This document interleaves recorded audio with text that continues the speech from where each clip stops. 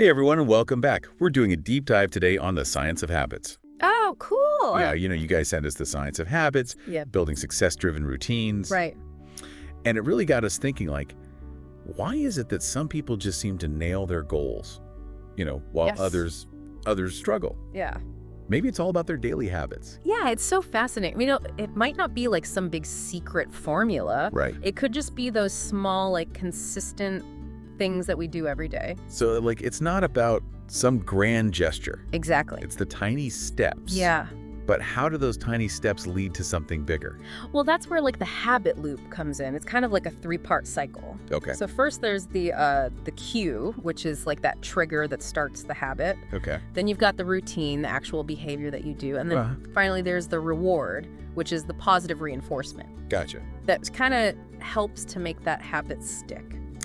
Okay, so I wake up. Yeah. That's my cue. Yeah. My routine could be making my bed. Right. And then that reward is just that feeling of starting the day with a made bed. Yeah, you got it.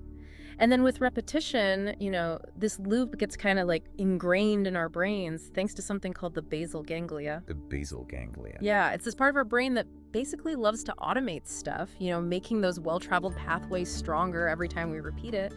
And then eventually the habit, it's almost second nature. You just do it. So our brains are just looking for the easy button. Pretty much, yeah. They're just constantly trying to turn all those repeated actions into those shortcuts. Yeah. But, if our brain loves efficiency that much, doesn't that make it harder to break bad habits? Or even start new ones? That's a really good point. It is a double-edged sword. You're right. Anyway. I mean, it's great for automating everyday tasks, but then it also kind of makes us resistant to change. Right. We get comfy, in those well-worn pathways, even if they're not really good for us. And that's why it's so important to really get how habits form if you want to build a successful routine. So how do those tiny habits turn into success? Is it just about consistency? Absolutely. Yeah. Success isn't usually this one massive thing you do. Right. It's more like compound interest. Uh-huh. Consistent action over time. It's like making small deposits in a savings account. Okay. Those small habits, they build on each other and you get these remarkable results. So it's a long game. Exactly. But I feel like it's easy to get discouraged when you don't see results right away. Oh, yeah, totally. How do you deal with that? That's where, recognizing the power of small wins comes in. Okay. It's not instant gratification, but it's about acknowledging that progress you're making each step of the way. Okay, so you got to celebrate those small wins. Exactly. But what about people who are good at starting habits, but not sticking with them? Right. Yeah. Well, the source actually talks about some really practical strategies for building those successful routines. Okay. One that stuck out to me was this concept of micro habits. Micro habits. Yeah, it's starting super small Uh-huh. so you don't get overwhelmed and you can build your confidence. So instead of a whole hour at the gym, I might just do 5 minutes a day. Exactly. And then that's where that compounding comes in. Those 5 minutes that you do consistently Okay. not only builds the habit, but also builds that mental strength. Oh, interesting. So you can gradually do more over time. So 5 minutes a day for a year is over 18 hours of exercise. Wow. Right. That's a lot. So it's using these small gains for long-term results. I like that. That makes sense. So how do we build momentum with these micro habits? What other strategies does it talk about? Well, another one is called habit stacking. Habit stacking. Yeah, this is about linking a new habit to an existing one. Okay. So using that existing routine as a trigger for the new behavior. So if I already make coffee every morning, Exactly. I could add meditation for a minute after I make coffee. Exactly. So you're using that old habit as a cue for the new one. That's smart. It seems like it would make it a lot easier to stick with it. So we've got the cue, the routine, the reward, micro habits, habit stacking. What else? Well, this one's about taking control of your surroundings. Environment design. Environment design. Yeah, it's about making the good habits easier to do and the bad habits harder to do. So if I want to read more, I should leave books out where I can see them. Exactly. Or if I want to cut back on junk food, get all junk food out of the house. You got it. You're setting yourself up for success. Okay, so cue, routine, reward, micro habits, habit stacking, and environment design. Got it. What about those times when we just can't get started? We know what to do, but we just keep putting it off. Procrastination. The source actually has a great thing for that, the 2-minute rule. The 2-minute rule, okay. The idea is that if a habit takes less than 2 minutes to start, you do it right then. Okay. So you overcome that hurdle of overthinking. So instead of thinking about a 30-minute workout, I just think about putting on my gym clothes and doing 2 minutes of stretches. Exactly. And it's amazing how much easier it is to keep going once you've started. It's all about tricking our brain. Pretty much, yeah. So are there any other strategies in the source? Yeah. Anything that helps us with that habit formation part? Well, you mentioned earlier about staying motivated when you don't see results right away. Yeah. The source talks about keeping a habit tracker Okay. or like a journal. It's a simple tool, but it's super powerful for accountability. Right. It's a visual reminder of your progress. Yeah, I like that. Having something visual can be really motivating. Yeah. But what if that's not enough? Yeah. Like we need an extra push sometimes. What does it say about that? Well, don't forget about celebrating those small wins. Okay. It's amazing how much those little rewards help us make those positive behaviors stick. Okay, so not just like big rewards for big things. No. It's like if I stick to my writing schedule for a week, I can get takeout. Exactly. Yeah. It's about finding what works for you and using those rewards strategically. So it's about making the journey enjoyable. Yeah, We're not robots. exactly. We need those rewards. But we all have those bad habits that are so hard to break. Oh, for sure. What does the source say about those? Yeah, it can be really tough, but it all starts with that habit loop we talked about. Okay. You got to figure out what's triggering the bad habit Uh-huh. and then find a healthier replacement. So if I'm always snacking late at night, Yeah, the trigger could be boredom or stress. it could be. So instead of grabbing chips, I could go for a walk or read a book. Exactly. You're breaking that automatic response and replacing it with a good one. Okay, so No. identify the cue and replace it. Uh-huh. Anything else? Well, another thing you can try is to create friction. friction. Yeah, you make it harder to do that bad habit. Right. So if it's the late night snacking, put the snacks away Okay. or don't even have them in the house. Out of sight, out of mind. Right. Got it. So we've got replacing the routine and creating friction. What about when you need more support?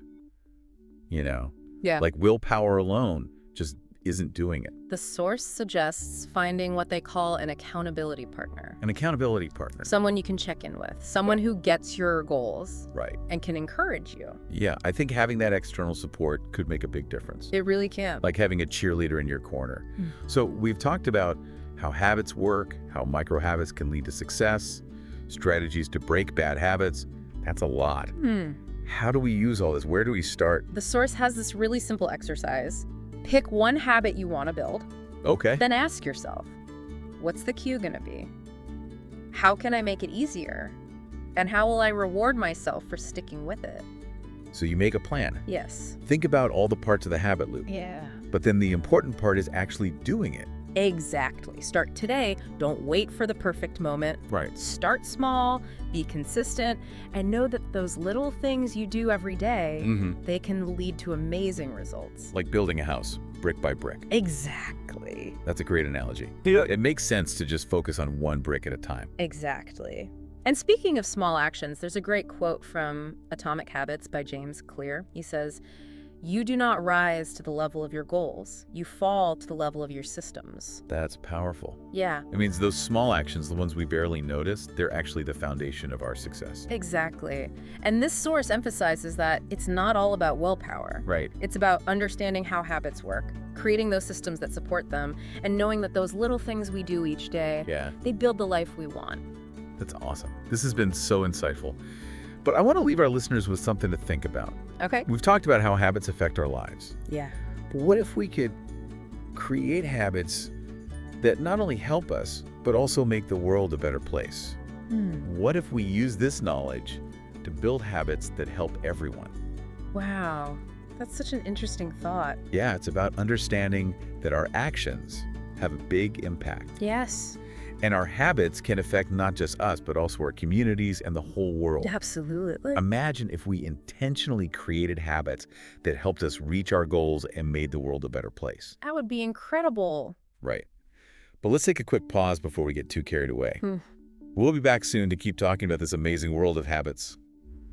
And we're back, still diving deep into these habits.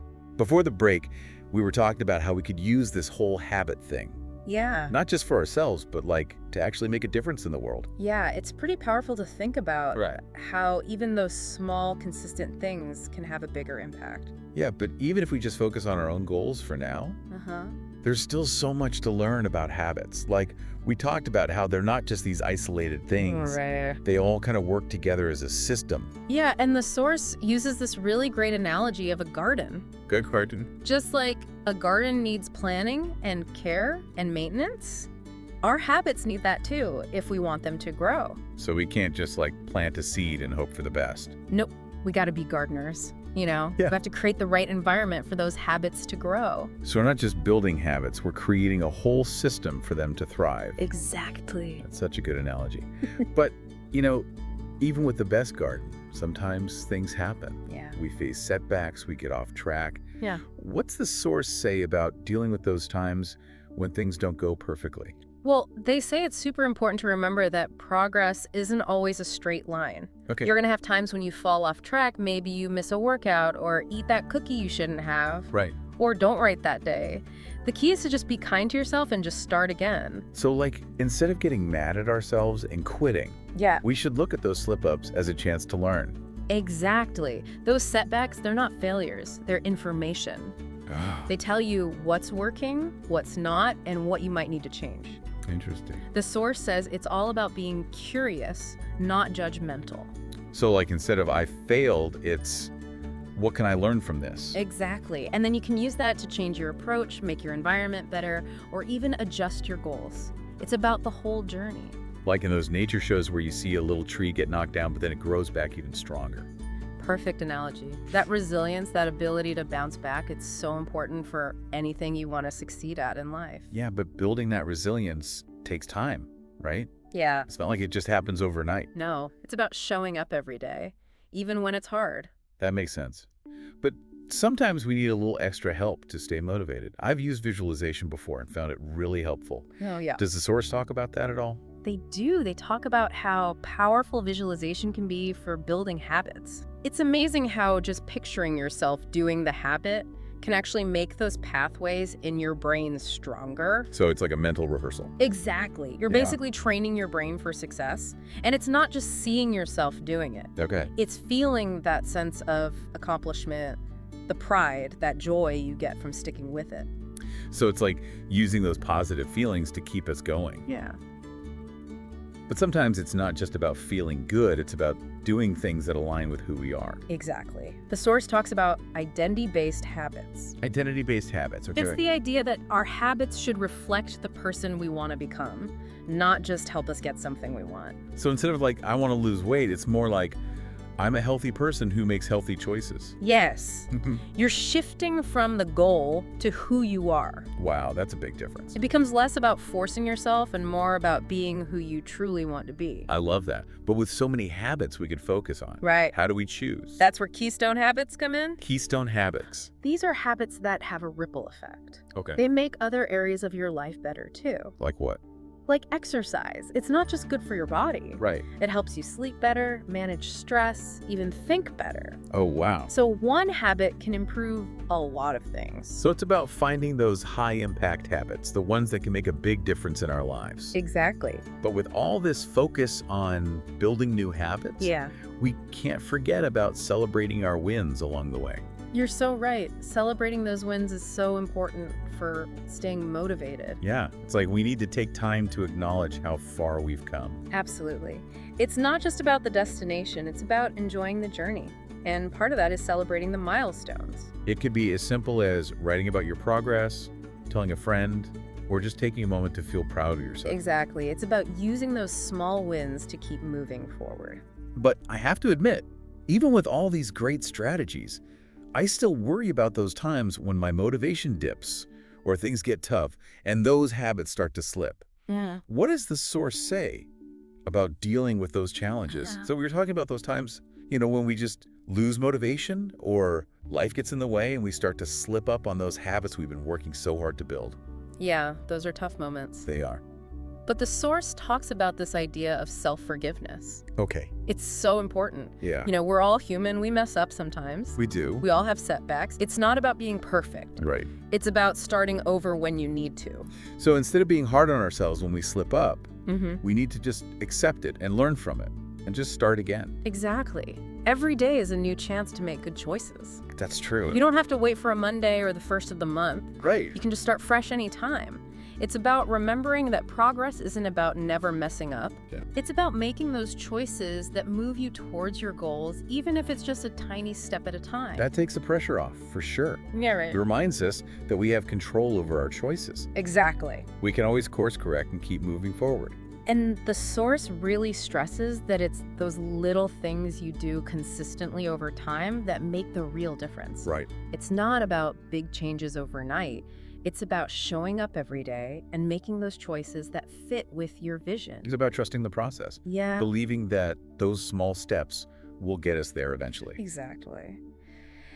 And as we wrap up this deep dive, I think it's really important to remember one last thing from the source. Okay. We've been talking about how our habits shape us, Yeah. but the coolest part is knowing that we can also shape our habits. Oh, that's interesting. We're not just stuck with what we've always done. Right. We have the power to choose. So we can design the life we want. Exactly. We're not fixed. We can change. And we get to pick the habits that help us grow and feel good and make a difference. Wow, this whole deep dive has been amazing. I agree. It's given me a whole new perspective on habits, Yeah. like how they work, how to create good ones, how to break the bad ones, and most importantly, how to use all of that to build a life that I really love. It's been great talking with you about all of this. You too. And to everyone listening, thanks for joining us on this journey into the world of habits. We hope you're leaving feeling inspired and ready to build those routines that will help you succeed and create a life you're truly passionate about. And remember, it's not about being perfect. It's about making progress. Start small, be consistent, and trust the process. You can achieve incredible things one step at a time. Until next time, keep learning, keep growing, and keep creating the life you deserve.